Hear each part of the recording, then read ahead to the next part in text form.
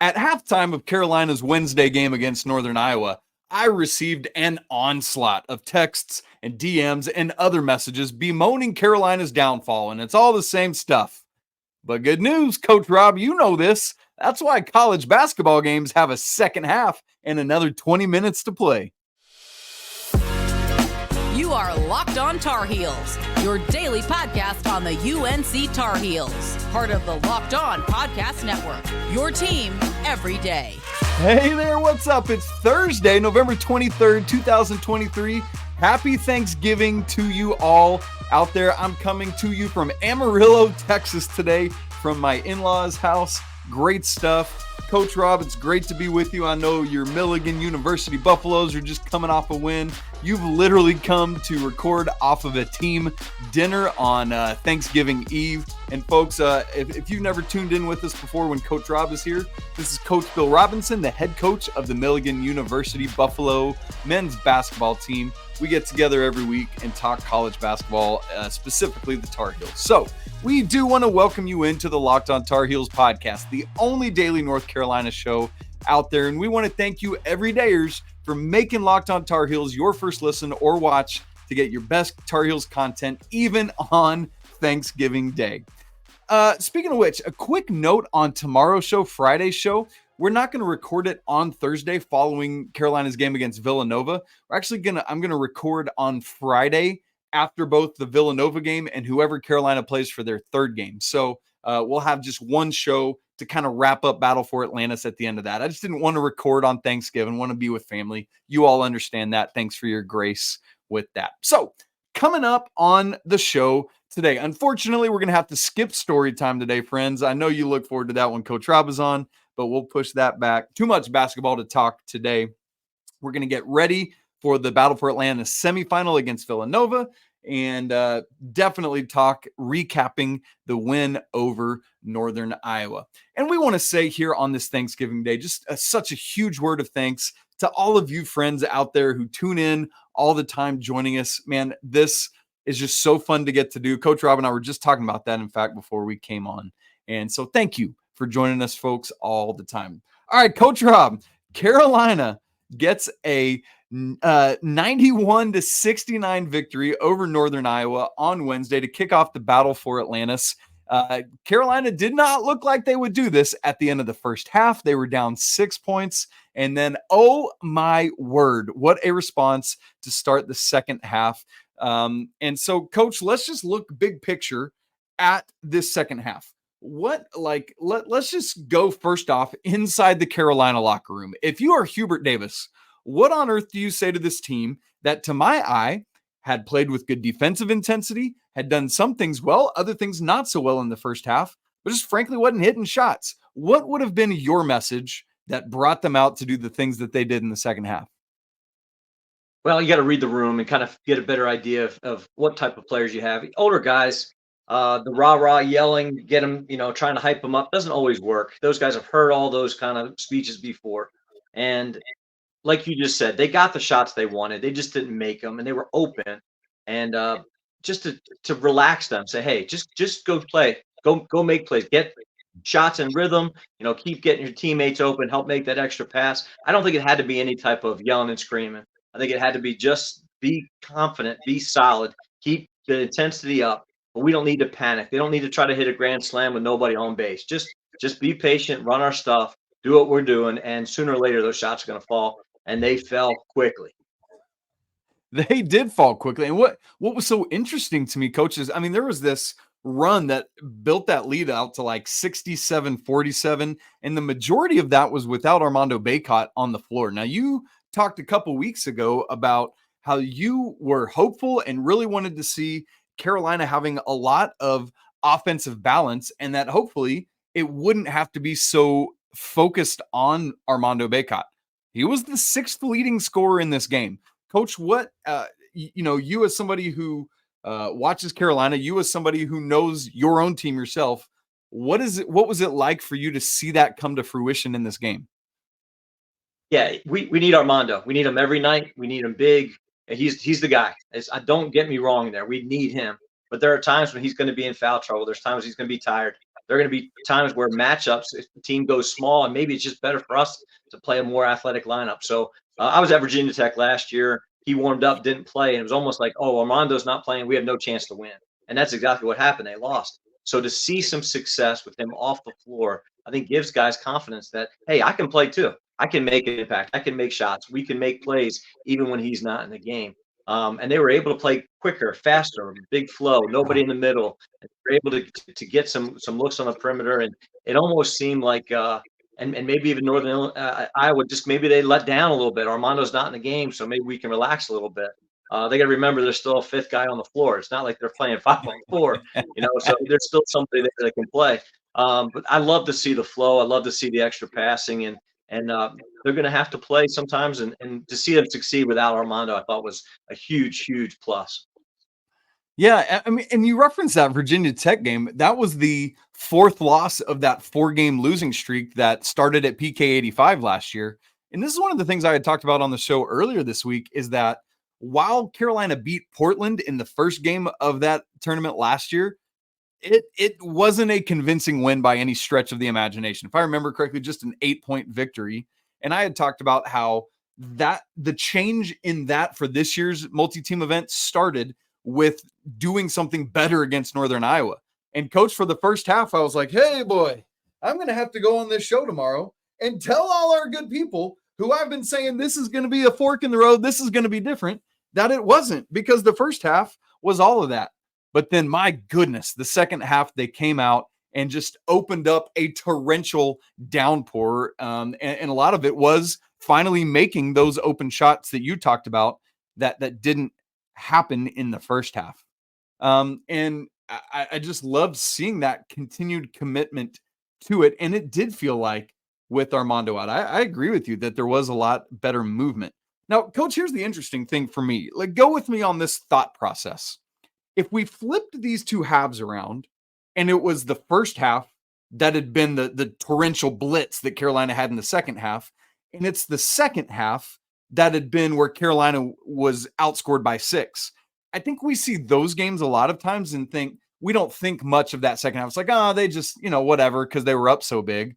But when it's flipped like it was on Wednesday, everyone gets so all bent out of shape because it's like, oh goodness, the sky's falling. What are we going to do? Coach, what do you say to your players when that's happening? And what would you say to fans to say, hey guys, patience, there's 20 more minutes in this thing? Yeah, very similar to the UCLA Chaminade game the other night. UCLA gets up 24, and they're like, oh, of course that's going to happen. UCLA is very dominant. And then Chaminade basically leads for the next, 15 minutes. I mean, they played better than UCLA for a long portion of time. You want guys to be able to set the tone right away, right off the opening tip, and be able to make a run, especially a team that you're better than. You have to understand that those runs are going to happen. And you want to stay the course. You don't want to get too high. You don't want to get too low. I thought the defensive intensity, even though we were down at halftime, defensive intensity in the first half was pretty good. We got a couple of situations, and we did some really good things. I would just like to see that intensity stay up instead of those high, low. It's got to be at a more consistent level, especially at the defensive end, because shots are going to fall. Shots are not going to. You can always keep that defensive level high.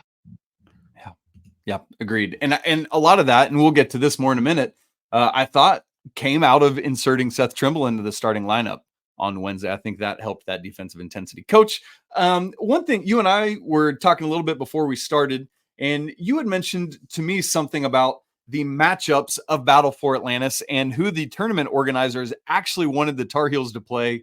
And I just think this is such a cool story about Coach Davis and who he is. Would you share that with us? Yeah, I had heard from one of my sources that they had actually asked Carolina to play Stanford. And, of course, with Coach Haas being a former, the head coach at Stanford, being a former Carolina assistant coach and being real close to part of the family. And then you got Cormac Ryan, who transferred originally from Stanford to Notre Dame to Carolina. And then, of course, Harrison Ingram. And Hubert just didn't want to do that. He thought that it was playing against family is one thing if you have to, if it's in conference or you get matched up in a tournament and you have to do it. But if it's a situation where you don't have to play family, he just basically said he would rather not. So they were able to rework the schedule so they didn't have to start, initially play Stanford. Now if they meet later in the tournament, so be it. But he just didn't want them to be matched up first round. And I respect him for that. I think it's awesome. And I know the guys at Stanford appreciate that too. Man, thank you, Coach. You were telling me that. I'm like, man, I would just want to give people a little peek behind the curtain on that one, because that's just such a good anecdote about the camaraderie and the family nature of what goes on behind the scenes. Speaking of which, Carolina legitimately has a shot to maybe play Stanford down the road, because right now the Cardinal are up 40-36 on Arkansas early in the second half. Obviously, by the time you're listening to or watching this, you know what the result is, but good for the Cardinal, man, because a lot of people, I think, thought Arkansas would run away with that thing. So maybe we can keep you updated throughout the show. Now, we've talked about this second half run. That's the big picture takeaway. But what all contributed to that at the nitty-gritty level? We're about to talk about that with the Four Corners recap and the shady stat of the game. We'll give you that, some ideas from both of us here coming up in just a second. All right, Coach Rob, we're here. It's Thanksgiving Day. As this is airing on YouTube and folks are downloading it to their audio, I'm probably watching the parade with my family, maybe sipping on some coffee. Hope you're having a great Thanksgiving Day as well. So here's what we're going to do is we're going to get into our Four Corners recap, where we kind of honor Coach Smith's famed offensive scheme and give you 4 takeaways specifically from this game. So 2 each from Coach and I. So, Coach, why don't you take the floor first and give us your first of the Four Corners recap? My first big one is what everybody's been clamoring for 2 years now, and that's 9 guys play 12 minutes or more. And to see Seth Trimble start, and to see Jalen Withers get to start in the second half, and seeing the depth. And people questioned exhibition game. He started subbing people right away, and then first, we're just, that's just something for an exhibition. But to see this many minutes from these many guys, I think is very encouraging. And I think he feels real, and he's still trying to get what that, rotation is going to be over, when it gets to conference play, obviously. But I think he's got 9 guys that he will play in conference games. He feels confident with those 9, and he can sneak into 10 and 11 in some of those cases. But that was a huge stat for me to see 12 minutes from 9 different guys. Here's an interesting question coming off of that. That I just thought about here in the moment is, of the group that started the first half or the group that started the second half, which one do you think we're more likely to see on a consistent basis? Me personally, I like the second half one better. I like it's a bigger lineup. It's a more athletic lineup. Seth Trimble brings energy. Jalen Withers brings energy, but they're different. One's a perimeter type. One's more of that wing. Even a big wing can even be a little bit in that forward area. But I love Jalen Withers. I think the energy he brings, he did knock down a 3. He can guard anybody. He can guard the littles. He can sit down and guard, and he has the length, but yet he can give fits to the bigs too. And I just love, multifaceted defenders are just, he's Leaky Black, very much like him, but I wouldn't say they're not the same, obviously, but very similar in my mind from a coach's perspective. Because, and you can switch screens, you can switch ball screens, you can do so much with Withers defensively, and knowing that he made a nice post move too. So for him to be able to play inside out at both ends is very valuable. Yes, Louisville having to play him at 87 different positions is our gain at North Carolina, where he now has all those varied skill sets. So thank you, Cardinals. We salute you.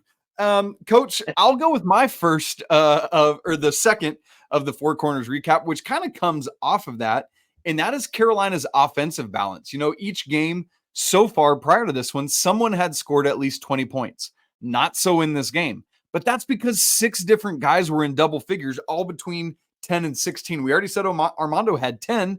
He was the 6th leading scorer. Jalen Withers had 11. You just talked about him. RJ at 13. Cormac Ryan and Elliot Cadeau both at 15. And then Harrison Ingram led the way in this one with 16. So again, we harp on, love that while Armando is obviously critically important to this team, he doesn't have to be the guy game in and game out. What's that going to do? It's going to force opponents to scheme more than just him and RJ. You got to get a game plan for everybody, and that's when Carolina has historically been at its best. You'll love to see that in this game as well. Coach, give us the third of the Four Corners recap.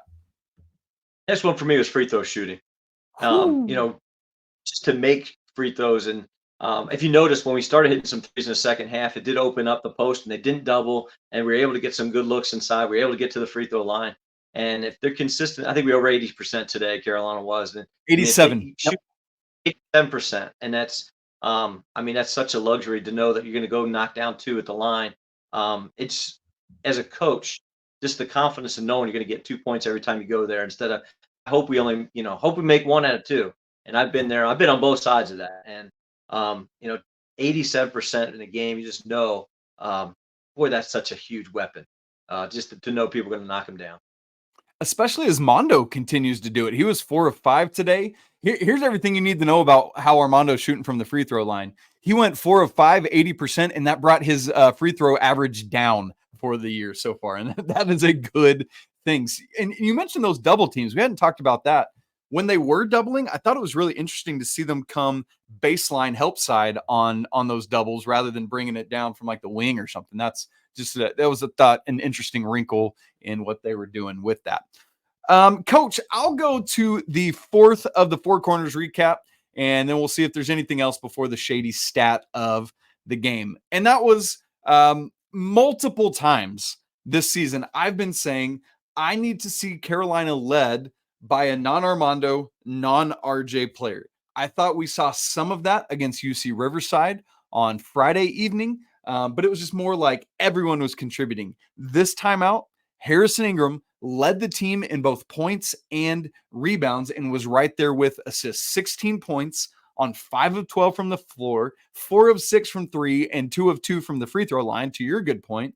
Had 10 boards, an almost dead even split, 4 offensive, 6 defensive. You love that. 3 assists, a steal, and just 1 turnover. I'm telling you, I've said it and I'll say it again. He has the potential to notch just the 3rd ever triple-double in Carolina history. I'm not betting it's going to happen, but it would not shock me in any way to see that. Let me just throw in one other, yay, I'm so happy about that, is to see Cormac Ryan get untracked a little bit from the 3-point line. That barrage he had to start the second half, including that one that was like wildly deep, that's just an encouraging sign, and hopefully not a streaky sign. Hopefully Carolina can do more of what we saw in the second half. Coach, I know you had one more. I know we got a 4 corners, but I know you had one other thing you wanted to mention in terms of our 4 corners recap here. Yeah, the big stat is not really a stat, is tempo. And to see them pick up full court, to see them trap a little bit. Those are the things I've wanted to give multiple looks so you're not doing the same thing all the time. I love multiple defenses, but to see them pick up and then to play the pace we wanted to and only have 9 turnovers. So There's the stat that I really thought. 10 turnovers, to play fast, to play the tempo we want, to score in the 90s and only have 9 turnovers. That's huge. And I think those are the type of numbers that we really look forward to the future. And meanwhile, you and I had 17 turnovers. Not you and I, but University of Northern Iowa had 17 turnovers. That's funny. I've never thought about that before. And I think Carolina had forced 18 against UC Riverside. So seeing some good stuff there on kind of like a Marquette level of getting some deflections and doing those kind of things. My shady stat of the game from, from Wednesday is this. Carolina, in their first 3 games of the season, against Radford, 7 made 3-pointers. Against Lehigh, 5 made 3-pointers. And against UC Riverside, 6 made 3-pointers. Coach, in the first 7 minutes and 45 seconds of the second half, 7 minutes and 45 seconds of gameplay, they made 8. In that short span, they made more than any of the entire previous 3 games. Like stuff like that, when you just get going, is bonkers. And again, like I said, hopefully that is not just some streak that happened one Wednesday afternoon in Honolulu, Hawaii, but is a portent of things to come. And we expect it to, right? We expect this 3-point shooting, the 3-point shooting from this team to be infinitely improved from where it was last year. We haven't really seen that so far. Hopefully this and the 46.2% the Tar Heels shot for the game is a sign of better days ahead. Anything else you want to hit on briefly before we turn our attention to today's matchup against Villanova and a revenge-minded Tar Heels team? I just love the fact that 3 guys make 3 or more threes. It's really hard. It's one thing to have 10 made and maybe somebody's got 6 and everybody else maybe has 1, but to have 3 guys with 3 or more and one of them is not named Elliot Cadeau, and one of them's not Paxton Wojcik. But we know both of those guys can shoot it too. To me, that's a huge sign for big things to happen. And I think Armando's licking his lips when he sees that, knowing, hey, they've got to go guard those guys now. I'm going to get my looks inside. I'll be able to go one-on-one instead of one-on-two every time I touch it. So huge stat for me. That's a good word. And to your point, it's the exact guys, like literally yesterday on the show, I had said, I have to have it from Cormac Ryan and I have to have it from RJ Davis. And that's exactly two of those three guys who you're talking about right there. I'm right with you. Love to see it. Now, what's funny is Carolina actually got some 2015-16 revenge on Northern Iowa. That was their first loss of the season that year, with Marcus Page sitting on the bench with an injury. But now it's time today for the biggest possible 2015-16 revenge as the Heels face Villanova in the Battle for Atlantis semifinals later on today. What do the Wildcats have in store for the Tar Heels? We're going to talk about that in just a second. All right, folks, we are back on Thanksgiving Day. Again, hopefully you're enjoying your Thanksgiving, getting some good family time. I am ready for pecan pie. It's not pecan, folks. It's pecan. Get it right. Don't screw that up. Coach, sad we're not having story time today, but I guess it's a good thing because it means there's a lot of good basketball to get to talk on. Looking forward to getting back to our stories in future weeks. But with revenge on the brain, let's talk about Villanova. Folks, I'm going to tell you just a few preparatory things, and then I'll pass it to Coach, and we can talk more about the Wildcats. This game's at 2:30 Eastern on ESPN. There's no FanDuel line yet, but KenPom has it Carolina by 1 point. Wild stuff against the Wildcats. Series record, Carolina leads the all-time record 11-5, including 3 of the last 4, but let's just not talk about what the most recent result was in this series. Keep in mind, just like Coach Williams stepping away, Jay Wright is also gone. He is no longer the coach of Villanova, if you weren't aware. This is the second year of Kyle Neptune as the head coach. It's kind of this weirdly interesting, similar trajectory to Carolina right now. The Villanova was 17-17 last year, so this is a matchup of two really new coaches, both of whom's teams had less than ideal years compared to what they're expecting last year. So this is an important matchup to see what both Carolina and Villanova are ready to do as they turn the corner to this season. Right now, as of this recording, Villanova is 20 at KenPom. Carolina's 15, so very close in those rankings. They were picked 4th in the Big East preseason poll behind Marquette, Creighton, and UConn, all of whom are rolling right now, by the way. Results thus far, Villanova is 4-1. The one loss is at Penn. It was not a good look. They should not have lost that game. Their first 2 wins were over American. They're not great. Lemoyne, who is the newest member of Division I. But then their most recent games, they beat Maryland at home pretty soundly. Maryland's not great, but still, it's a high major team. And then they spanked Texas Tech in the Battle for Atlantis on Wednesday. As for players to watch, Justin Moore is the name and the dude to know. Multiple preseason All-American honors. You might remember he was injured in the Elite Eight right before the Final Four that Carolina and Duke and Kansas and Villanova were all in a couple years ago. Kind of worked his way back last year, but is really back and going this year. It's great to see him healthy. We never want to see these dudes banged up. He's averaging 16 a game, had 18 on Wednesday. The other 4 starters, the other guys in the backcourt with Justin Moore are TJ Bamba and Mark Armstrong, and then Eric Dixon and Tyler Burton in the front court. Dixon was the leading scorer against Texas Tech with 19. Coach, I know, you've got some sources, boots on the ground there in Atlantis. What's some of what you heard about Villanova's performance on Wednesday? Yeah, first of all, I've known Jay Wright for a long time. He's actually retired in my hometown. And I text him every once in a while. And when I'm in town, I'll text him and say, hey, we have a favorite pizza place we both like to go to. So I'll take a picture of the pizza and then send it to him, tell him I'm in town. But it's not hard for me to root against him now or Villanova now that he's going. But I got a former assistant who's there. And he's watching the game today. And he said, Texas Tech is wildly talented and athletic, but Villanova is just solid. It's who they are. It's the identity that Jay Wright built there. They're going to play great defense. They're going to be physical. They're going to take care of the basketball. They're going to create great shots for each other. They're not going to turn it over. They're going to play the pace that they want to play. And as long as you play their pace, they're really good. So again, I love creating tempo, being able to control tempo. I would love to see Carolina play at faster tempo and try to get them out of that, walking the ball up the floor and trying to control. But the Dixon Bacot matchup to me is going to be a lot of fun. There's two big dudes who both love just to bang inside, and both are very talented. So that's what I'm looking forward to for that. And I'm really excited about that matchup because I almost liken it to like Miami's Norchad O'Meara, where you look at the heights of their starting lineup and it's like, oh, Armando's going to walk all over this dude. But folks, Eric Dixon is 6'8", sure. He's 260 pounds. He's going to be able to move his way around the interior of that post. Do not be worried about that. So don't look at those heights and be like, oh, Carolina's got this.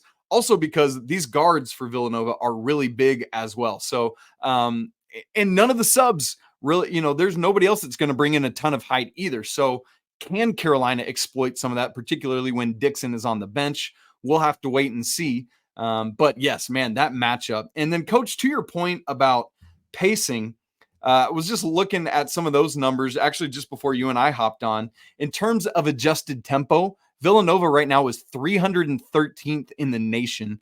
For those who need the context of it, there are 362 total teams in Division I. Carolina, meanwhile, is 48th. So it's it's kind of a truth of basketball that it's much easier to slow a team down than speed them up. So it's like, think about Carolina playing Virginia. You cannot get the Cavs into a track meet, but it's very easy for the Cavs to slow Carolina down. So, Coach, if you are Coach Davis, what are you telling the team tonight and tomorrow about how to handle that snail's pace? Yeah, I think we want to play faster, but against the old John Wooden, we want play fast but don't hurry. We want to try to speed them up, but still got to take care of the basketball. We got to make sure we don't take bad shots just to play faster. But I do think we want to maybe take quicker shots where we have opportunity to get great offensive rebounding positioning. And I'd love to see them again pick up full court, maybe trap a little bit in the backcourt, trap a little bit about half court, just to be able to get them out of their stuff. Because when they're comfortable, when they're in rhythm, boy, they're really hard to defend. Yeah. And you talked about that defense too. I was looking back at all their scores earlier today. Villanova hasn't allowed more than 76 points to any opponent. And you look at that and it's like, oh man. And obviously that's not pace adjusted. That's just pure and simple points. But folks, here's the deal. Carolina hasn't allowed more than 70 to any opponent. So Carolina's actually done better. Like we often think about with Carolina that it's the offense that clicks and not the defense. Carolina's offense right now is 15th in the nation per KenPom, but 23rd defensively. And that defense is actually better than Villanova's. The offenses are commensurate. Carolina is 15, Villanova's 14, but Villanova's defense is 45th to Carolina's 23rd. So still very close, but Carolina's defense has been good and strong and solid thus far. So, Coach, here's my ultimate question. The rebounding is still a little bit up in the air. Got to do that against, again, a team that has a little bit less height in the front court, but still battles and claws. Are we going to see the Carolina team from the first half of Northern Iowa or the team from the second half of Northern Iowa? I mean, all these percentages, it's just a clear demarcation line. What do you expect to see today as the Tar Heels take the floor? I honestly see something right in the middle. I don't see us going out there and having a slow start. We won't be able to survive a slow start tomorrow. Villanova, if you get behind 10-2 to Villanova, that's almost like being down 20 to 2, because they have that opportunity just to kind of slow things down, control it. You're not going to make big runs against them. So I imagine the game's going to be a lot closer. I think it'll be in the 60s, maybe low 70s type game. I think if the game gets to the 80s, Carolina wins pretty easily. If the game's in the 50s and 60s, I think probably Villanova wins. But if it gets into that, high 60s, low 70s, mid 70s, I think it's going to be a barn burner fight to the end. Okay. And that's exactly what I expect from this game. It's nice because both teams played a lot of depth on Wednesday. Neither team had anyone play more than 31 minutes. And so, it's like the entire bullpen is available, right? Like as you think about it in pitching terms. And so, as you said there, Coach, I think this should just be an electric game. And one of the, I know there's a lot of great non-conference games coming up for Carolina, but I'm very much looking forward to this one. I think we're going to learn a lot about the Tar Heels on today, later on, and hopefully we have a lot to be thankful for with that. And so, Coach, great to be together. Happy Thanksgiving to you and your family. Cannot wait to be back together next weekend. And I hope you and the Buffaloes have a great tournament this coming up weekend as you are playing some games. Friends, again, happy Thanksgiving to all of you. As a reminder, Friday's show will be up later in the day on Friday. I'll publish it immediately after we record, but it'll be like Friday evening. So just be on the lookout for that. Excuse me. Come join our Discord. We're having great conversation all the time in there. The link to it is in the show notes. We'd love to have you as part of that growing community that's kind of part of this Locked On Tar Heels family. Email the show lockedontarheels@gmail.com. If you would, subscribe to the show on video and audio formats. If you're watching, smash the like button, and we'd love to hear your comments on both of these games. Man, it's going to be epic today against Villanova. It's always a great day to be a Tar Heel, particularly on Thanksgiving. We'll talk again on Friday, but until then, peace.